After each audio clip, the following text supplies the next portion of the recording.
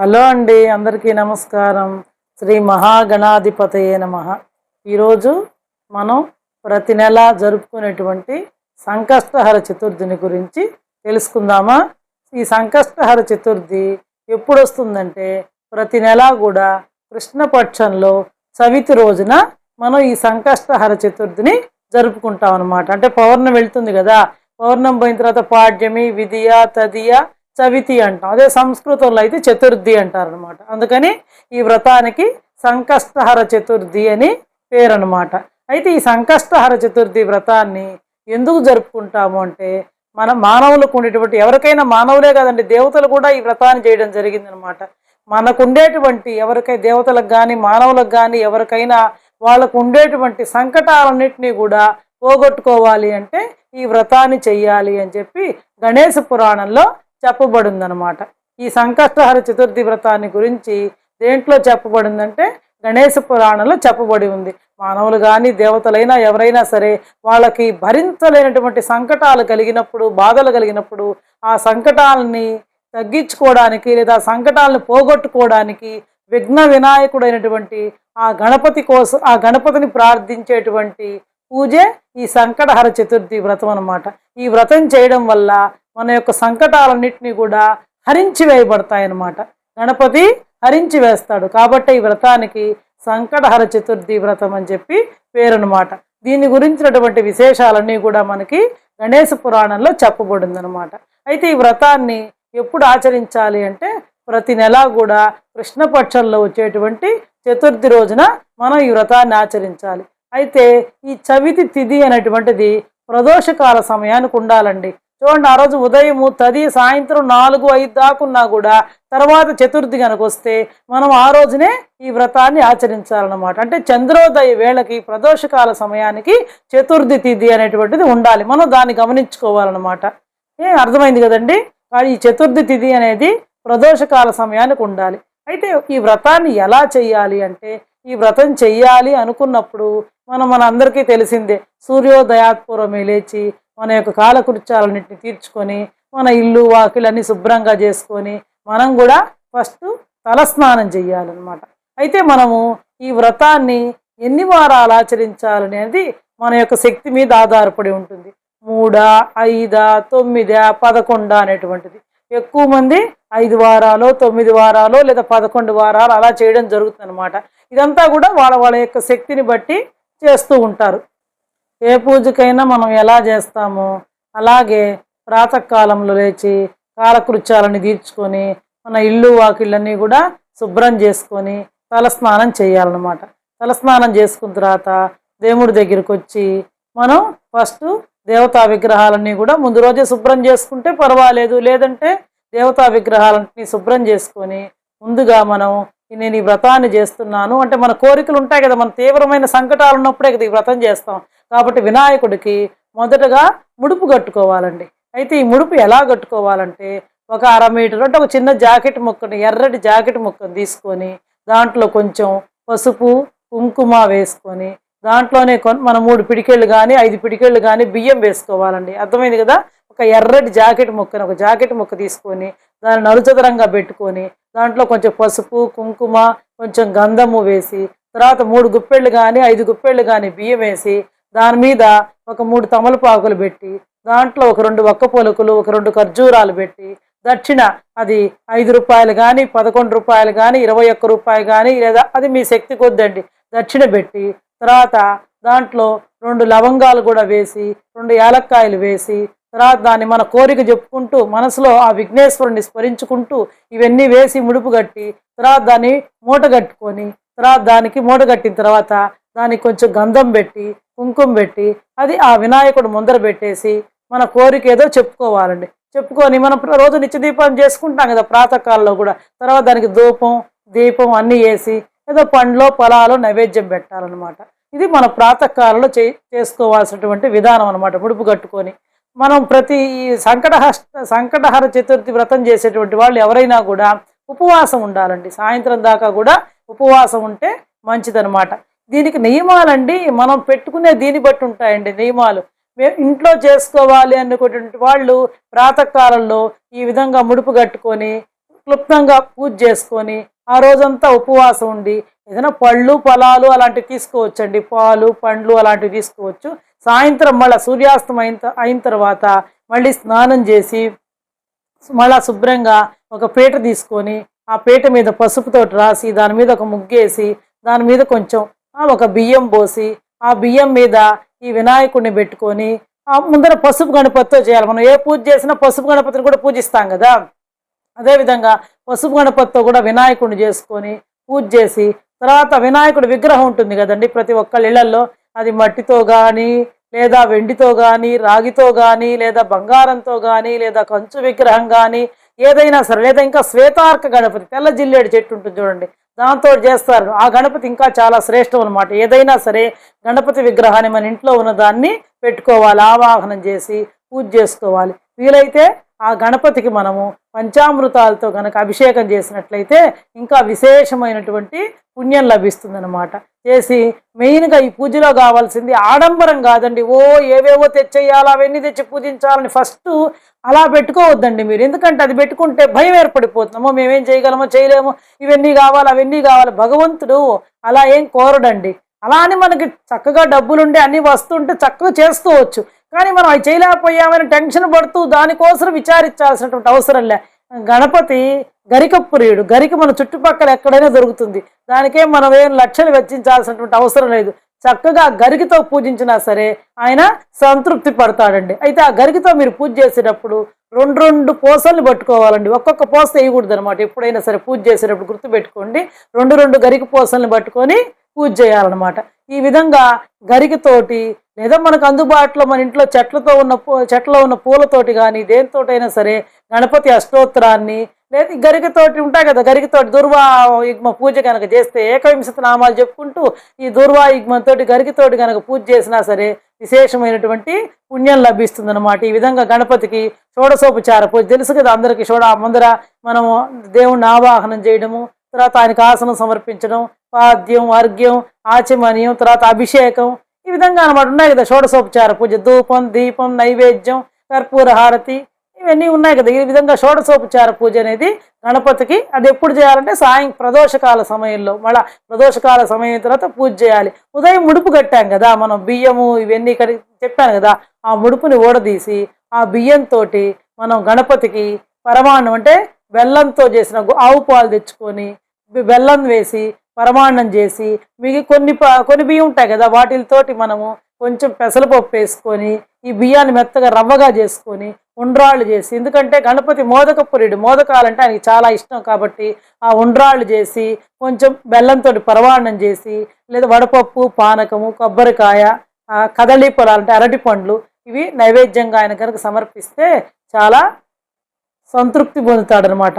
గణపతి సంతృప్తి పొంది మన కోరికల్ని నెరవేరుస్తాడు. మనకేం శక్తి లేదనుకోండి, అసలు ఇంకా ఆయన కొన్ని గణేశ పురాణంలో చెప్పబడి ఉందండి, అటుకులు బెల్లం కలిపి నైవేద్యం పెట్టినా సరే ఆయన మహాప్రీతి చెందుతాటండి. ఇంకా గణేశ పురాణంలో ఒకటి ఉందండి, ఏంటంటే పీట తీసుకున్నాం కదా మనం, ఆ పీట మీద చుట్టూ గరిక పెట్టాలండి, బాగా గరిక రౌండ్గా పరచాలి. దాని మీద ఒక తమలపాకు కానీ లేదా ఒక మామిడాకు కానీ లేదా ఒక జిల్లేడాకుని కనుకేసి దాని మీద కొంచెం ఆవు పేడ పెట్టి దాని మీద ఇది చెప్పాను కదా గణపతి విగ్రహం మన ఇంట్లో ఏది ఉంటే అది, ఇనుముతో చేసిన విగ్రహాన్ని మాత్రం ఎప్పుడు పెట్టకూడదండి. ఇనుము ప్లాస్టిక్ ఇలాంటివి వాడకూడదు అనమాట. ఎందుకంటే అది మన శక్తి, ఇత్తడి విగ్రహమైనా రాగి విగ్రహమైనా లేదు మట్టి విగ్రహమైనా పర్వాలేదు, అలాంటి విగ్రహం ఉంటే ఆ ఆవు పేడ మీద పెట్టి గనక మనం గణపతిని పూజించినట్లయితే అలాంటి గణపతిని ఏమంటారంటే క్షిప్ర గణపతి అనమాట.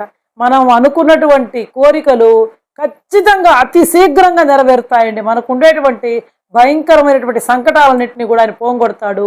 ఆయనకి అటుకులు బెల్లము రెండు కలిపి అవి నైవేద్యం పెట్టి తర్వాత ఆ ప్రసాదాన్ని మనం తీసుకొని నలుగురికి కూడా పంచిపెడితే కూడా మనకి ఉన్నటువంటి సంకటాలన్నీ కూడా తొలగిపోతాయన్నమాట. కాబట్టి ముందర ఈ సంకటహర చతుర్థి పూజ అనేది ఎప్పుడు చేయాలి అంటే మనం ప్రాతకాలంలో ఒక ప్రతి వారం ముడుపు కట్టబోలేదండి. మనం మొదటి వారం ముడుపు కట్టుకున్నప్పుడు చెప్పుకోవాలి ఆయనకి, ఇదిగో ఈ కోరికతోటి నేను ముడుపు కడుతున్నాను నాయన, నేను ఇన్ని వారాలు చేస్తాను ఈ పూజ, నాకుండే కోరికలు తీర్చు అని చెప్పేసి తర్వాత ఆ రోజు ఆ విధంగా చేసేస్తాం అనమాట. సాయంత్రం మళ్ళీ ఆ ముడిపిప్పేసి మనం దాంట్లో ఉండేటువంటి ఆ బియ్యంతో కొంచెం పరమాన్నము కొంచెము మోదకాలు దాన్ని మిక్సీకి వేసుకొని తిప్పి బియ్యపు రవ్వలాగా చేసుకొని దాంట్లో కొంచెం పెసరపప్పు వేసి మనం ఉండ్రాళ్ళు కనుక చేసుకున్నట్లయితే అవి గనక గణపతికి సమర్పించినట్లయితే విశేషమైనటువంటి పుణ్యం వస్తుంది. ఆ తర్వాత నైవేద్యం సమర్పించి తర్వాత చంద్ర దర్శనం చేసుకొని తర్వాత మాత్రమే మనం భుజించాలి. అర్థమైంది కదండి. కాబట్టి దీనికి ఖచ్చితంగా ఉదయం నుంచి సాయంత్రం దాకా ఉపవాసం ఉండాలి. పండ్లు ఫలాలు స్వీకరించవచ్చు, తప్పేం లేదు, వాటికి దోషం లేదు. మేము ఇవన్నీ ఇంట్లో చేయలేము అని అనుకున్నారనుకోండి, మీరు చక్కగా ఉదయం లేవండి, ఇంట్లో దీపం పెట్టుకోండి, దండం పెట్టుకోండి, సాయంత్రం అవుతుంది కదా ఇంట్లో కూడా దీపారాధన చేసుకోండి, ఏదో ఒక పాలో ఏదో ఒకటి పండు నైవేద్యం పెట్టండి, హాయిగా గుడికి వెళ్ళిపోండి. అంటే నేను ఇన్ని వారాలు చేస్తాను అనుకున్నప్పుడు మనం ఒక నియమం ఖచ్చితంగా పెట్టుకోవాలి. నేను ఇంట్లో చేయలేరు పరమాత్మ అని చెప్పి చక్కగా గుడికి వెళ్ళి అక్కడికే మనం తీసుకెళ్తాం కదా, కొబ్బరికాయ అరటి పండ్లు ఇవన్నీ గుడికెళ్ళి అక్కడే ఒక దీపం పెట్టుకోండి. హాయిగా అక్కడ పూజారి అభిషేకం చేస్తాడు, పూజ చేస్తాడు, అంతా చూడండి. ఆ పండ్లు అవి స్వామికి నైవేద్యాన్ని ఇవ్వండి. ఆ తర్వాత అక్కడ తీర్థప్రసాదాలు తీసుకొని చంద్రుడు ఎట్లా కనపడతాడు కదా మనకి, అప్పుడు ఇంటికి వచ్చి భోజనం చేయొచ్చు ఈ విధంగా. ఎందుకంటే ఇంట్లో మాకు కుదరదండి, ఇవన్నీ మేము చేయలేమని అనుకున్న వాళ్ళు ప్రాతకాలంలో లేచి చక్కగా ఇంట్లో మామూలుగా నిత్య పూజ చేసుకొని ఉపవాసం ఉండి సాయంత్రం కూడా ఇంట్లో దీపం పెట్టుకొని హాయిగా గుడికి వెళ్ళి అక్కడ ప్రదర్శనాలు చేసుకొని చక్కగా అక్కడ దీపం పెట్టుకొని ఆ స్వామికే మీరు తీసుకెళ్ళినటువంటి నైవేద్యాన్ని ఆయనకి పూజారికి ఇచ్చి నైవేద్యం పెట్టిన తర్వాత అక్కడంతా పూజ అయిన తర్వాత సంకష్టహర చతుర్థి పూజ అంతా అయిన తర్వాత చక్కగా మనం ప్రసాదాన్ని తీసుకొని ఇంటికి వచ్చి భోజనం చేయొచ్చు. ఇది ఒక పద్ధతి అనమాట. ఇవన్నీ ఏంటంటే అండి మనం పెట్టుకునే నియమాలను బట్టి ఉండాలి. మనం ఎంతవరకు చేయగలము అనేది మనం ఫస్ట్ ఆలోచించుకోవాలండి. అంతేగాని వాళ్ళు ఏదో చేశారని చెప్పి మనం కూడా అలా చేయాలంటే మన శరీరము మన ఇంట్లో పరిస్థితులు మనకు సహకరించాలి. మనకు ఎవరైనా సహాయం చేసే వాళ్ళు ఉన్నారా లేదా ఇవన్నీ కూడా ఆలోచించుకొని చేయాలి. అంతేగాని అలా చేస్తేనే పుణ్యం వస్తుంది, ఇలా చేస్తే పుణ్యం రాదనేటువంటిది ఏం లేదండి. ఇక్కడ భక్తి ప్రధానం. చెప్పాను కదా, గణపతి ఏం ఆడంబరంగా ఏం కోరడు, ఆయన గరిక ప్రియుడు. అర్థమైంది కదా. కాబట్టి చక్కగా గరికతో పూజించినా కూడా ఆయన సంతోషపడతాడు. ఆ గరికను తీసుకెళ్ళి గుళ్ళో ఇవ్వండి, చక్కగా అక్కడ ముండి పూజ చేసుకొని ప్రశాంతంగా మీ మనసంతా గణపతి మీద లగ్నం చేసి చక్కగా ఇంటికి రండి. ఎట్లాగూ అక్కడ పూజారి చేస్తూ ఉంటాడు కదా, మీరు కూడా మనసులో గణపతికి సంబంధించిన అష్టోత్తరం చదువుకోండి. ఈ సంకటహర గణపతి స్తోత్రం ఉందండి, ఆ రోజు కనుక మనము 12 సార్లు కనుక చదువుకున్నట్లయితే ఆ సంకటహర గణపతి స్తోత్రం మనది నారద పురాణంలో చెప్పబడి ఉందండి. నారద పురాణంలో కాబట్టి మనకు ఉండేటువంటి సంకటాలన్నీ కూడా అసలు భస్మం అయిపోతాయండి, భస్మం అయిపోయినట్టుగా అయిపోతాయి, అన్నీ తీరిపోతాయి అన్నమాట. ఇది సంకష్టహర చతుర్థి వ్రతం పూజా విధానం నాకు తెలిసినంత వరకు చెప్పానండి. ఈ విధంగా మీరు 5 వారాల 9 వారాల 11 వారాల అనేది అది మీరు నిర్ణయించుకోవాలి. కాకపోతే ఎప్పుడైనా మొదలు పెట్టేటప్పుడు ఫస్ట్ ఆశ్వీజ మాసంలో అలా మొదలు పెట్టుకోండి, తర్వాత ఎప్పుడైనా మొదలు పెట్టుకోవచ్చు. భాద్రపద మాసంలో మాత్రం మొదలు పెట్టకూడదు. ఎందుకంటే బహుళ చతుర్థి అనేటప్పటికి ఏమవుతుందంటే మనకి పితృపక్షాలు ప్రారంభమవుతాయి. కాబట్టి అలాంటి సమయంలో పితృదేవతలకి విపరీతంగా మనం ఉపాసన చేయడం మంచిది. కాబట్టి మొదలు పెట్టేటప్పుడు ఆ రోజు కాకుండా ఆశ్వీజ మాసంలో బహుళపక్షం నుంచి అయినా మొదలు పెట్టుకోవచ్చు, తర్వాత ఎప్పటి నుంచైనా మొదలు పెట్టుకోవచ్చు. కొందరు 21 వారాలు చేస్తారు, లేదా కొందరు 1 సంవత్సరం చేస్తారు. అట్లా మన శక్తి అనమాట. కాబట్టి స్టార్టింగ్ అనేది మొదలు పెట్టేటప్పుడు అలా మొదలు పెట్టకూడదు. మొదలు పెట్టినప్పుడు ఒక 2 వారాలు 2 నెలలు ఆపకుండా చేయాలన్నమాట. మొదటి నెల చేసామా మళ్ళీ ద్వితీయ విఘ్నం అంటుంటారు కదా మన ఇంట్లో పెద్దవాళ్ళు కూడా. కాబట్టి 2వ నెల కూడా ఆపకుండా చేసి తర్వాత మధ్యలో మనకి ఏదైనా సూతకం అశౌచం ఇట్లాంటివి వస్తుంటాయి కదా, మనము సమాజంలో ఉన్నాం కదండి, ఏదైనా ఇబ్బందులు వస్తాయి. అప్పుడు చేయలేకపోతే ఆ నెల వదిలేసి తర్వాత నెలలో చేయొచ్చండి, ఏం తప్పు లేదు. కాకపోతే దానికి పాటించాల్సినటువంటి నియమాలు ఏంటంటే మన శక్తి ఎంతో చూసుకొని మనం పెట్టుకోవాలన్నమాట నియమాలు. అది మనం ఎన్ని పెట్టుకోగలమో దానికి సంబంధించి అవి పెట్టుకోవడం చేస్తే బాగుంటుందన్నమాట. ఇప్పుడు మనం సంకష్టహర చతుర్థి యొక్క పూజా విధానాన్ని తెలుసుకున్నాం కదా. ఆ తర్వాత అంటే ఇప్పుడు మళ్ళీ ఆ వినాయకుడిని ఎప్పుడు కదపాలి అంటే, అదే మట్టి వినాయకుడు అనుకోండి చెట్లు అయినా పెట్టవచ్చు, లేదా నదిలో కలపచ్చు. అదే మామూలు వెండి ఇలాంటి వినాయకుడు లోహం వినాయకుడు అనుకోండి, మనం మళ్ళీ దాన్ని నీళ్లతో అభిషేకం చేసేసుకొని యథాప్రకారం మనం ఇంట్లో ఎక్కడ పెట్టుకొని పూజించుకుంటామో అలా పెట్టుకోవచ్చు. మళ్ళీ మీకు ఆ డౌట్ రావచ్చు కదా వినాయకుడిని ఏం చేయాలి అనేది. అదే మట్టి వినాయకుడిని అయితే పారే నీళ్ళల్లో కానీ లేదంటే మొక్కల్లో కానీ తొక్కని చోట ఎక్కడైనా పెట్టొచ్చండి. తెల్లవారి వినాయకుడిని కదపాలన్నమాట. పూజ అయిన తర్వాత తెల్లవారి వినాయకుడిని కదపాలి. తెల్లవారి ఏదైనా శుక్రవారం అలా అనుకోండి ముందు రోజే కదిపేసుకోవచ్చు అనమాట. ఇంకా ఈ సంకష్టహర చతుర్థి మంగళవారంతో కనుక కూడుకొని వస్తే దానిని అంగారక చతుర్థి అని కూడా అంటారనమాట.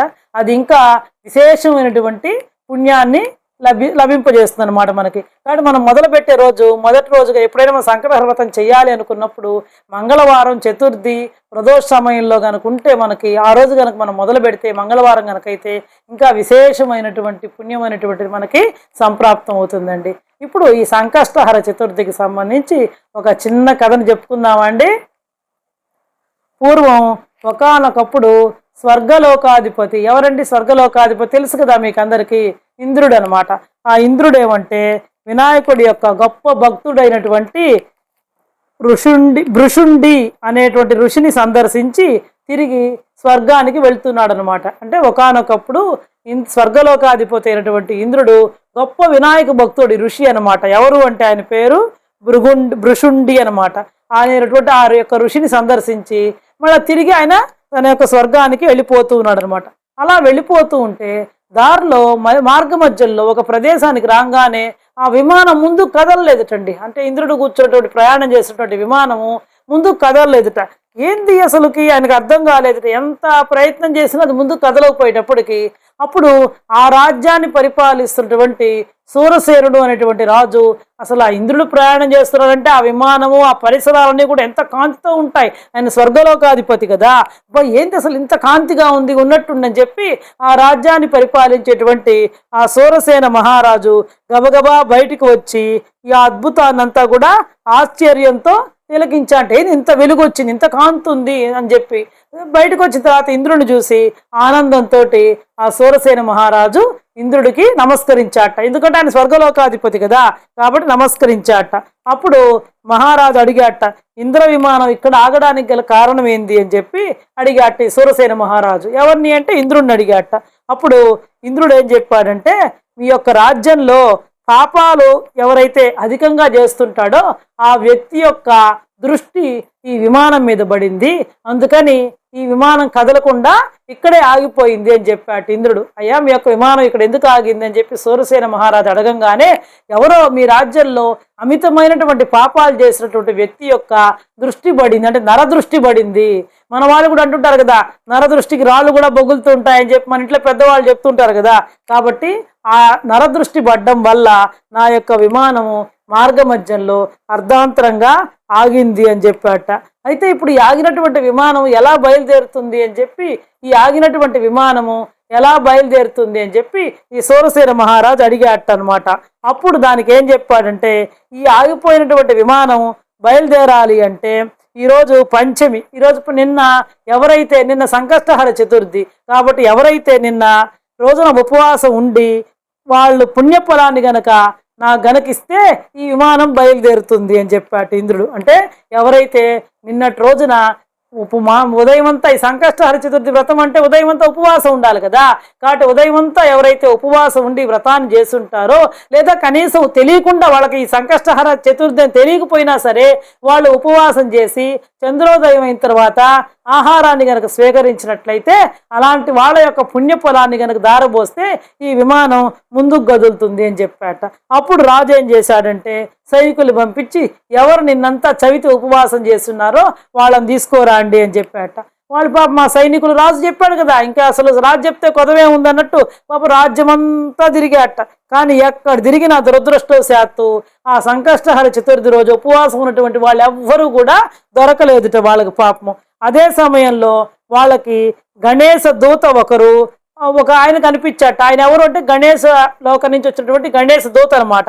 ఆయన ఒక మరణించినటువంటి స్త్రీ శరీరాన్ని భుజంపై మోసుకొని ఆ గణేశ లోకానికి తీసుకొని పోతున్నట్ట. ఆ దృశ్యం కనపడిందిట ఎవరికి? ఈ రాజభటులకు అనమాట. ఈ గణేశ దూత ఎవ్వరూ ఉపవాసం ఉన్నటువంటి వాళ్ళు ఎవరు కనపడలేదు. కాకపోతే గణేశ దూత అనేటువంటి ఒక ఆయన ఒక మరణించినటువంటి స్త్రీ శవాన్ని భుజానేసుకొని తీసుకొని పోవడం, గణేశ లోకానికి తీసుకొని పోవడం కనపడింది ఈ సైనికులకి. అప్పుడు వాళ్ళు ఆ స్త్రీ ఆమె బతుకున్నప్పుడు ఎప్పుడు కూడా ఎన్నో పాపాలు చేస్తుందన్నమాట ఆ స్త్రీ అనమాట. అయితే సైనికులు అనుకుంటున్నారట మనసులో, ఏంది ఇంతటి పాపాత్ములైనటువంటి ఈమెని గణేశ లోకానికి తీసుకొని పోవడానికి గణేశ దూత రావడం ఏంది, ఎందుకు తీసుకొని పోతున్నారు గణేశ లోకానికి అని వాళ్ళు ఆ సైనికులు ప్రశ్నించారట ఆ గణేశ దూతని. దానికి ఆ గణేశ దూత ఏం చెప్పాడంటే, నిన్నంతా కూడా అయ్యా ఈమె నిన్న సంకటహర చతుర్థి ఉపవాసం చేయాలి అనేదేం తెలియదు ఆమెకి. కాకపోతే నిన్నంతా ఆమెకేం ఆహారం దొరకక నిన్నంతా కూడా ఏమి ఆహారం తీసుకోలేదు, నిన్నంతా కూడా ఉపవాసం ఉంది. సంకష్టహర చతుర్థి అని తెలియకుండానే ఆమె నిన్న పూర్తిగా ఉపవాసం ఉండి చంద్రోదయం అయిన తర్వాత అక్కడేదో కొంచెం ఆహారం లభిస్తే ఆమె తీసుకుంది. సారీ అండి, ఒక నిమిషం. ఆమె ఎన్నో పాపాలు చేసినప్పటికీ నిన్న సంకష్టహర చతుర్థి అని ఆమెకు తెలియకుండానే నిన్న పగలంతా ఉపవాసం ఉండి రాత్రి అయిన తర్వాత అంత ప్రసాదాన్ని స్వీకరించి ఈరోజు మరణించింది. కాబట్టి ఆమెకి సంకష్టహర చతుర్థి, సంకష్టహర గణపతి వ్రతం చేసినటువంటి పుణ్యం కారణంగా ఆమెను గణేశ దూత గణేశ లోకానికి తీసుకువెళ్తున్నాడు అని చెప్పి ఆ గణేశ దూత చెప్తారట వాళ్ళకి, ఆ సైనికులకి. అప్పుడు అంతటా ఆ సైనికులు ఆ స్త్రీ మృతదేహాన్ని మాకు ఇవ్వండి, ఎందుకంటే అలా చేస్తే ఆగిపోయినటువంటి ఇంద్రుడి యొక్క విమానం తిరిగి బయలుదేరుతుంది. ఆ ఇంద్రుని యొక్క విమానం నరదృష్టి సోకి ఇక్కడ ఆగిపోయింది మా రాజ్యంలో. ఎవరైతే సంకష్టహర గణపతి వ్రతం చేసుంటారో వాళ్ళ యొక్క పుణ్యాన్ని కనుక దారబోస్తే ఆ విమానం బయలుదేరుతుంది. కాబట్టి ఆమె యొక్క శవాన్ని మాకు ఇవ్వండి, అక్కడ తీసుకెళ్తామని చెప్పి ఆ గణేష్ దూతని ఈ సైనికులు అడిగాట. కానీ ఆమె యొక్క పుణ్యఫలాన్ని ఇవ్వడానికి ఆ గణేష్ దూత అంగీకరించలేదనమాట. నేను ఇవ్వను, ఆమె ఇప్పుడు నేను తీసుకెళ్తున్నాను గణేశ లోకానికి అని చెప్పి అంగీకరించలేదనమాట. కానీ ఆ స్త్రీ శరీరం అట్లే బయట పట్టుకొని ఉన్నారు కదా, గణేష్ దూత శవాన్ని భుజం మీద వేసుకొని ఉన్నాడు కదా, కానీ వాయువు ఉంటుంది కదా, గాలి వీస్తూ ఉంటుంది కదా. కాబట్టి ఆ సమయంలో ఆశ్చర్యకరంగా ఆ స్త్రీ శరీరం నుంచి వచ్చిన గాలి కారణంగా అక్కడ ప్రచండమైన విస్ఫోటనంతో కూడిన గాలి వీచి ఇంద్ర విమానం బయలుదేరుతుందన్నమాట. అంటే ఆ శరీరం మీద వీచినటువంటి గాలి ఇంద్ర విమానానికి సోకుతుందన్నమాట. ఎందుకంటే గాలి ప్రయాణం చేస్తూ ఉంటుంది కదా. చూడండి, మనకి ఏదైనా కూడా వాసన కూడా కొన్ని మీటర్ల దూరం వస్తూ ఉంటుంది కదా వాసన, అక్కడెక్కడో జరిగిన, మన ఇంట్లో కాకపోయినా మన ఇంట్లో అవతల కూడా. అదేవిధంగా ఈమె శరీరం మీద ఉన్నటువంటి వీచిన గాలి, ఆ గాలి ప్రయాణం ద్వారా ఇంద్ర విమానానికి తగిలి ఆ ఇంద్ర విమానం బయలుదేరుతుంది అనమాట. చూడండి, ఎందుకనంటే ఆ స్త్రీ నుంచి వచ్చినటువంటి గాలి కారణంగా అక్కడ ప్రచండమైనటువంటి విస్ఫోటనంతో కూడిన గాలి వీచి ఇంద్ర విమానం బయలుదేరుతుంది అనమాట.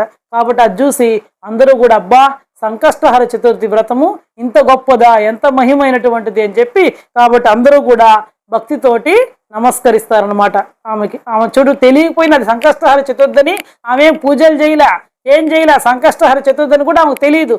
కానీ ఏమీ తినకుండా ఉండి సాయంత్రం చంద్రోదయం అయిన తర్వాత ప్రసాదం స్వీకరించింది కాబట్టి ఆమెకి ఆ వ్రత ఫలం దక్కింది అని చెప్పి కాబట్టి అందరూ కూడా ఆమెకి భక్తితో నమస్కరిస్తారు. కాబట్టి ప్రతి ఒక్కళ్ళు కూడా మనకు ఉండేటువంటి భయంకరమైనటువంటి సంకటాలని హరించేటువంటి ఈ సంకష్టహర చతుర్థి వ్రతాన్ని ప్రతి ఒక్కళ్ళు కూడా ఆచరించి తరించాలని కోరుకుంటూ సెలవు తీసుకుంటున్నానండి.